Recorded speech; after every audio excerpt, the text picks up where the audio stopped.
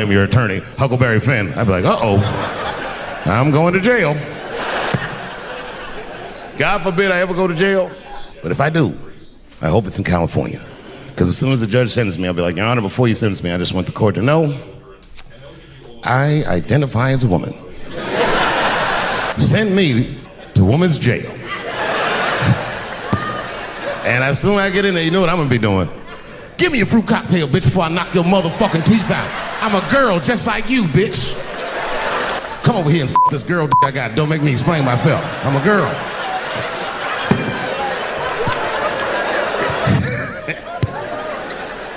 Bill Cosby raped 54 people. Holy shit, that's a lot of rapes, man. This guy's putting up real numbers.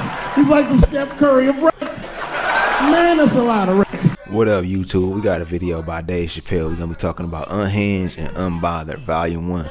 Let's get into it. 54? He had raped 30 less people. That's still 24 rapes. Don't forget, each one of these rapes has 8 hours of sleep in it. Ladies and gentlemen, that's over 400 hours of rape. It only takes 65 hours to get a pilot's license. If rapes were aircrafts, this nigga's Top Gun for sure. Oh, but it's really tough. You know, you guys are young. Imagine if you found out 40 years from now that Kevin Hart raped 54 people. You'd be like, the only one that would believe that would be Cat Williams. He'd be like, I knew that motherfucker was up to something. I knew Kevin raped something. Doing a little shopping with my family. In Walmart with the poor whites rummaging around for mediocre goods and services. And then I gotta go to the restroom. Now I'm standing at the urinal taking a leak. And suddenly, a woman walks into the men's room. I'm gonna be like, that's strange. And then she stands shoulder to shoulder with me at the urinal. I'm gonna be like, bitch, what's going on with you? And then she hikes her skirt up and pulls a real live, meaty dick out. Well, what do you think I'm gonna say? Thank God she's in here with me. At least now I know my family's safe. No, I'm not gonna feel that way at all. I'm gonna feel very uncomfortable. I would feel better if it was a man with a vagina that backed up to the urinal next to me. I wouldn't even think about that. I'd just be like, that's funny. This guy is peeing out of his butt for some reason. Oh my God, he must be a veteran. Thank you for your service. Back when we were growing up, only black people were mad. Now, everybody's just trying to get in on the act. I try to think to myself, well, when did everyone get mad? And then I realized this happened before we were born. Probably started in the Second World War. Millions of black men leave the United States for the first time, go over to Europe with America's armed forces and fight the Nazis and make more money fighting Nazis than they ever dreamed they would make in the United States. And a lot of those men, while they were in Europe, just to be real, not to be crass, probably got their dick sucked by white women. I'm sorry, ladies and gentlemen, this was World War II Europe, and these were desperate times, and penises were being sucked for shoelaces and chocolate and very frivolous things. And it's very hard to come back to America and sit on the back of the bus after you've been in the south of France getting your dick sucked for a Crunch bar or some crazy shit like that. That's a life-changing experience. I live in a little town in Ohio. It must be like 3,700 people. And niggas always ask me, like, Dave, why you live in that hippie town? And I'd be embarrassed to tell them the truth. Because Yellow Springs, Ohio has the most beautiful women in the world. And a lot of people might disagree with me, but you gotta see them for yourself. But it all depends on what you're into, you know what I mean? I like white bitches with dirty feet. If I had a strip club in Yellow Springs, I would call that shit strippies. All naked hippies all the time. And I'd only hire girls with long and long hair that looks like they slept on it. And I would keep a pile of dirt right next to the stage. Like, get your feet in that dirt and get up there and give those people what they came to see. Chalk up.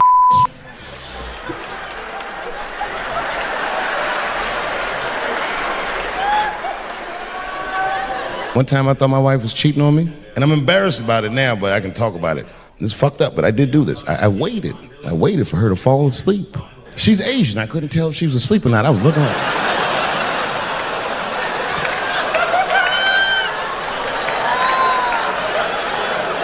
her. And when I was sure she was asleep, you know what I did? I stole the iPhone, took it downstairs and started trying out passwords to see if I could open it. I couldn't figure out the password. Then I remembered it's iPhone. This shit has facial recognition. I was just like, oh. And that shit opened right up. And I saw a text message in there from a fella named Earl. I don't know anybody named Earl. I woke her up out of her sleep. I said, wake the fuck up. Who the fuck is Earl? And she said, David, what are you talking about? Oh, don't you play dumb with me, bitch. I done opened your phone. Who is Earl? And she said, oh my God, David, that's gay Earl from the hair salon. I said, word, what am I, a dummy? How am I supposed to know this nigga is gay? And she said, read his text and look at his pictures. I couldn't believe it. This fella looked gay and still pictures. His mouth was open in every shot.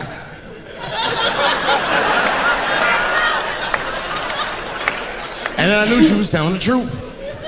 And then I felt like dumb. I said, I'm sorry. I'm sorry. Okay, I'm sorry. Here, take your phone. I guess I just been insecure because all this cheating I've been doing. Good night.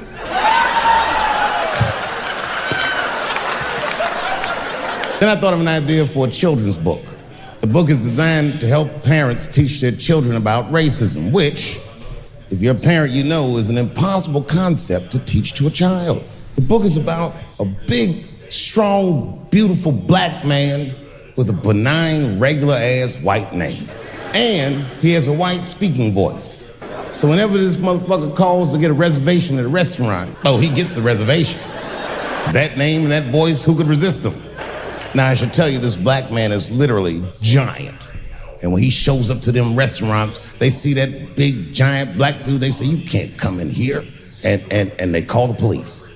In every installment of the book, the police come and they always shoot him.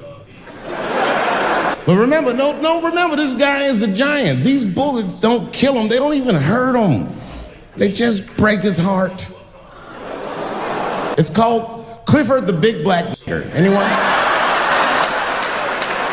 Tonight I'm going to try some impressions out. All right, the first impression's kind of dumb, but I like it. This is my impression of the founding fathers of America when the Constitution was being written.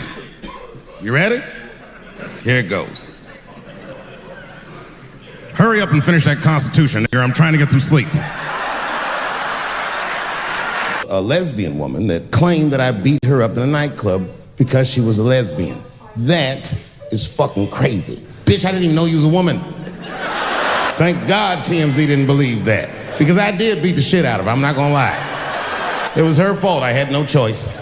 I came in the club minding my own business and a woman came up to me, she goes, oh my God, Dave Chappelle. I said, hey, miss, how are you, blah, blah, blah. This lesbian fellow stepped between us. Hey, nigga, that's my girl. I said, yo, my man, back up like that. She said, I ain't backing up off shit, nigga, that's my girl. You're gonna have to give me 3 feet like this. She said, stop calling me a man, motherfucker. I'm a woman. I said, what? And then I looked deep in this nigga's cheekbones. I said, oh my God, you are a woman. I unballed my fist immediately. I even changed the tone of my voice. I said softly, sweetly, like a pimp might say, bitch, I'm about to slap the shit out of you. Oh, I wish I didn't say that. She dropped that foot back. Boop, she was in a perfect southpaw stance. Her shoulders were angled correctly. Her head movement was good. I said, oh no! This bitch boxes for real. She threw a wild hook at me and I saw it coming from yesterday, so I slipped it like this. I had no choice. I had to go to work. I let that jab go. You should have seen me go, nigga. I tenderized them titties like chicken cutlets. I whooped the toxic masculinity out of that bitch. I got in a fight. I was in a bar in Austin with my wife. It was during COVID. A woman came to our table. This bitch came over, no mask, all H words. Hi, how are you? We all covered our drinks. Oh, bitch, what are you doing? The men at the table were filming me. This happens when you're famous. And these dumb motherfuckers thought that it was my first rodeo. Sadly, it worked. I ran right over there. I said, I pointed right in the camera. I said, you's a bitch ass nigga for doing this to me. And the dude was shocked that I said it. He said, oh. And when he did like this, I seen all his fingernails was painted. And I realized like, uh-oh, this fella's gay. She stood up. He was towering over me. He must have been 6'5", a big, white, corn-fed, Texas homosexual. This nigga was ready to fight me, but I stood my ground. I wasn't scared. How could I be scared? This motherfucker's shirt was tied up in a knot like this. Fuck this guy. Let's go, nigga, let's go. I thought we were gonna come to blows. I was ready. And then, right when you think we would fight, guess what he did? He picked up his phone and he called the police. And this thing I'm describing is a major issue that I have with that community. Gay people are minorities until they need to be white again. I'm being very brutally honest so we can solve this problem. I'm telling you right now, a black gay person would have never done that to me. Because a black gay person knows when the police shows up, they're not gonna care who called them. They don't show up like, which one of you niggers is Clifford? We're all Clifford. It's like that white black bitch that's in the news all the time. Rachel Dolezal. She's a white woman, but then she dressed up like a nigga and shot her way up to the very top of blackness. I just wanted to like have dinner with her so I could just look in her eyes and call her a nigger to her face. The fuck is that bitch talking about? How far is Rachel willing to go? What is Rachel willing to do so that we blacks can believe that she believes she's actually one of us? Bitch, are you willing to put a lien on your house so that you can invest in a mixtape that probably won't work out? Didn't even change her name. Her name is Rachel. I can't believe in that name. If you want my support, you're gonna have to change your name to the blackest shit I've ever heard. Bitch, you're gonna have to change your name to Draymond Green. I don't know a blacker name than that. That shit is black on paper. If you type Draymond Green into Airbnb, that shit will log off automatically. I was touring with arguably one of the greatest, if not the greatest living comedian, Chris Rock. Chris was involved in what we blacks might even consider a goddamn 9/11. Chris got slapped in the face at the Oscars by Will Smith, which was one of the craziest things I'd ever seen. In fact, if you watch it live on television like I did, when it happened, I thought it was fake. And I called him on FaceTime. As soon as he picked up, he said, "You was the only nigga I'd answer the phone for." Apparently Obama and Oprah, everybody had called this nigga to see if everything was all right.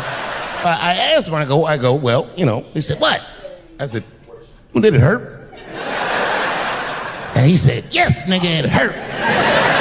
And then, and only then, was I offended. The real offensive part was that after he slapped him, this nigga Will just sat down and enjoyed the rest of his evening. It was crazy. It was...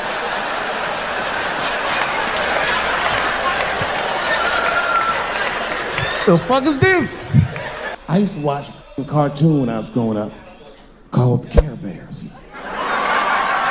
It was about a fucking group of teddy bear people.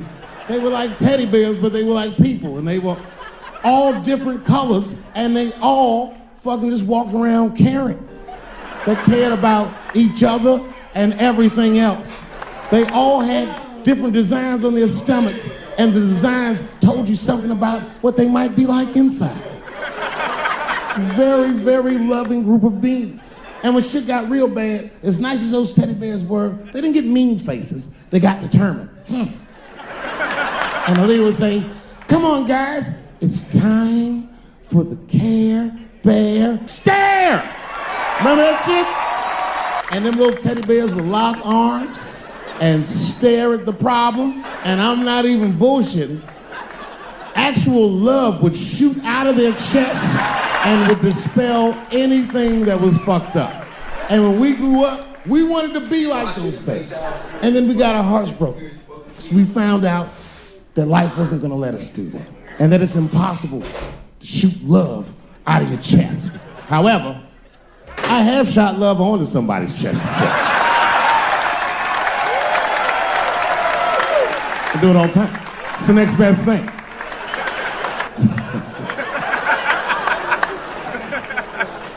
You know, a lot of black people don't fuck with me like they used to. But there's a lot of reasons, there's a few reasons you don't see black people at my shows. One is because obviously black people have slower internet connections.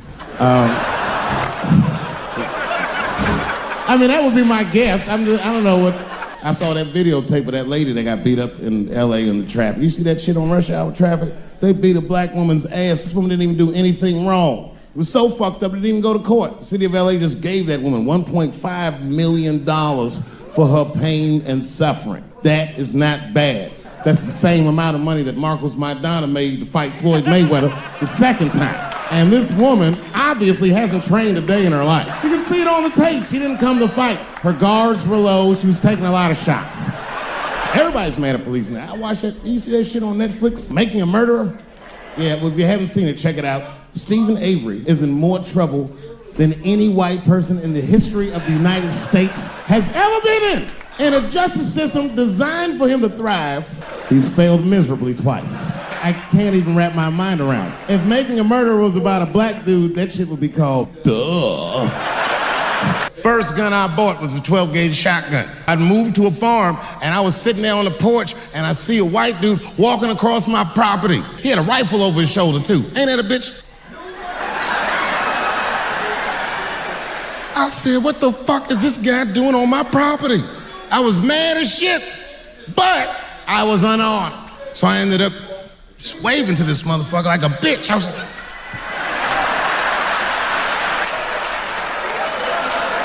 And as soon as he got far enough away, I ran to my car and sped to Kmart. This is in a rural white area. And remember, I was nervous because the guy was on my property, I'm black, and I was sweaty. You know what I mean? And I ran to the gun counter, black and sweaty, sweating and black, and I looked up at the nigga, I was like, I look like a slave or something. I said, I need a gun, immediately, like that. The guy didn't answer, no questions. He just grabbed a 12-gauge shotgun, handed it to me. I'd never even held a gun before. I'm not a dummy. I'm like, well, I need some bullets too. And the guy reached under the counter, put 2 box shells on the counter. He said, all right, buddy, which box do you want? One box had a picture of some ducks on it. The other box had a picture of some deer. I said, well, what's that box with them ducks? He said, oh, that there's birdshot. And then he goes just like this, I'm not exaggerating, he goes, that won't kill a man. He said, it'll just pepper him up nicely. I said, what the fuck? Pepper? You know what it means to pepper a motherfucker up? It means that when the shell explodes, hot BBs will shoot out of the barrel of the gun, not killing a motherfucker, but penetrating their skin and shallow flesh. Boy, that's gotta hurt. Hot BBs? Ha ha! Remember when Dick Cheney shot a motherfucker in the face and he lived? That was birdshot. I said, well, what's that box with the deer on it? He goes, oh, that there's buckshot. That'll put a hole in the goddamn truck if you wanted to. So which box do you want? And he picked the one with the deer up and shook it. I thought he was trying to trick me. I was like, do you have a box with a picture of a white dude trespassing on it? Because it's exactly the strength I'm looking for.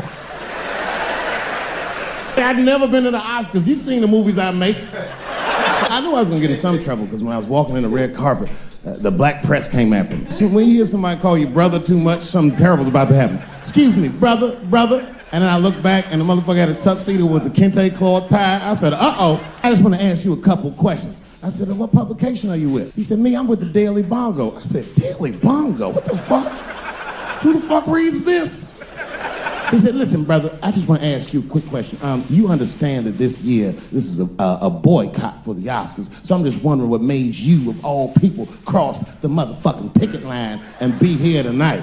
I said, boycott? Nigga, I haven't been working in 10 years. What do you mean boycott? I've been on strike. Y'all niggas didn't stop working. I had to watch fucking Key and Peele do my show every night.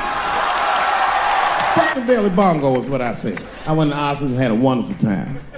I went in that fucking green room. It was filled with so many stars, I couldn't even believe what I was seeing. Hollywood was seducing me all over again. I was sitting back there, I'm smoking, drinking with the stars. And then 2 Hollywood movie producers came over right to me. Oh my God, Dave Chappelle, said the leader one. He was obviously gay. Some guys you can just tell. The other one seemed like a money guy, like maybe he was from Texas or some shit. But the gay one was definitely the leader, because he did all the talking. And then he hit me with, so David, do you have any movie ideas that you would like to pursue? The truth is, I don't. But if you know the game, you're not supposed to tell motherfuckers you don't have ideas. I was like, yeah, man, I got plenty of ideas. And he called my bluff. Really? Like what? Huh? Oh. And then I just started making up shit that I thought maybe he'd like to see. I said, I have a superhero idea. He goes, really? I go, yeah, he's a gay superhero. He was like, really? What's it called? Huh? Oh, it's called Same Hero, New Boots. It's about a gay sous chef in San Francisco. He gets bit by a radioactive rat on his shift when he's taking out the trash and is blessed with powers beyond his wildest dreams. Supersonic, gay kind of powers. He starts saving everybody in San Francisco. But at first, he only saves gay people. Later, he saves everybody, and the whole city just falls in love with him. The only problem is, no one remembers him when he saves them. Well, I don't understand. Why wouldn't they remember him? I said, because, dummy, he's gay. He keeps changing his outfit. Thanks for saving, mister. What's your name anyway? And he's like, same hero, new boots, and that motherfucker flies away. He was like, I like it a lot. Texan didn't like that shit at all. That's impossible, gay superhero. I said, what? Well, I have others. I have a superhero you love, because he's stronger than Superman, and he fights for truth, justice, and the American way like Superman, but more than Superman. He beats up Mexicans for no reason. And he's like, you got my attention. I was like, man, this motherfucker is so strong, you can fly and do all this great shit. Only problem with this guy is he can't even activate his powers unless he touches a woman's vagina. Not a long touch, just a couple of pats.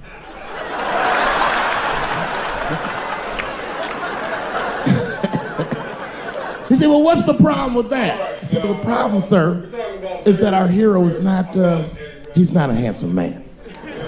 And he's often short on cash. So whenever trouble breaks out, he has to run around the city and convince women to let him pat their vaginas. Please, miss, that building's on fire. Can I pat your vagina quickly? People are dying, but he can't tell them exactly why. Ugh, get away, you're gross. Please, miss, people are dying. Just a couple of pats. Ugh, gross, get away. So he them. I know, that's the dilemma for the audience. Because but he saves a lot of lives. And he saves way more than he and he only to save. But he does. I didn't realize it, but the whole green room was looking at us. All the celebrities were disgusted. That guy from Texas was like, here's my card, call me on Monday. That worked out. Any of you who have ever watched me know that I have never had a problem with transgender people. My problem has always been with white people. I have been arguing with the whites my entire career. And just when I thought I had you guys on the ropes, you changed all the rules. Oh yeah? Yeah, motherfucker. Well, I'm a girl now, nigger, and you must treat me as such. Call me a girl, nigger. It's annoying as fuck. Listen to everything I ever said about that community. I'll go through them. I said, how much do I have to participate in your self-image? I said, you shouldn't discuss this in front of black people. I said, I know niggas in Brooklyn that wear high heels just to feel safe. I asked you, why is it easier for Bruce Jenner to change his gender than it is for Cassius Clay to change his name? If you listen to what I'm saying, I'm not even talking about them, I'm talking about us, and they don't listen. I came home early from the road. I had a $12,000 suit on, because life's been going good.